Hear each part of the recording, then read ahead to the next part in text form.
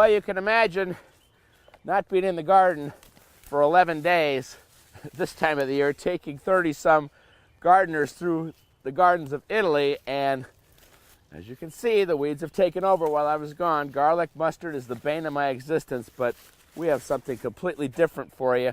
When I get done here, meet me in the garden. We're doing 10 tips, tricks, and fun things for gardeners at breakneck speed. We might even do a few more.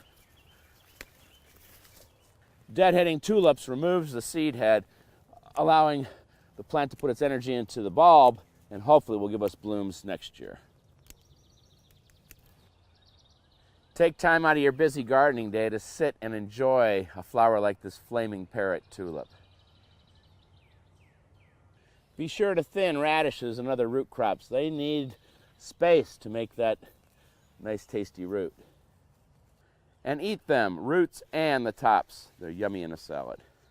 Harvest in the morning, that's when your plants have the most moisture in them, and these leaf lettuce plants will bounce right back, and we'll harvest them 2 or 3 times. Oh yeah, love your dandelions.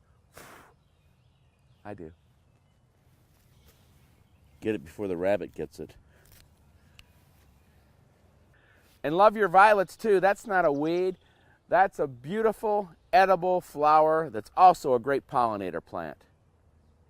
Support your plants and maybe use something fun like these golf clubs that these peas are growing up. Got these from a reader who works at a golf course, and he just had these extra clubs laying around. People left them at Lost and Found, and now every year I use them for peas and other plants that need something to grow up on.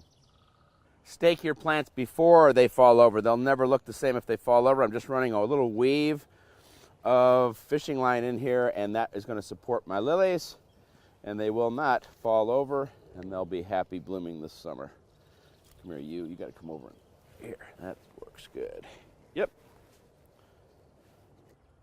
Well, one of the hard parts about gardening is that plants die. This is one of my favorite climbing roses, and it bit the dust over the winter. Actually, I'm going to hack it all the way back down to the bottom, see if it might sprout from down there. If it doesn't, we'll have to put another one in. That's just the way it goes. Don't think you have a brown thumb just because a plant dies. These things happen. Well, it's the last daffodils. Remember how exciting it was when the first ones bloomed coming out of winter? But that's gardening. Everything changes. These doubles are just beautiful. We're just going to enjoy them until they're gone and wait again until next year. All right, let's finish up.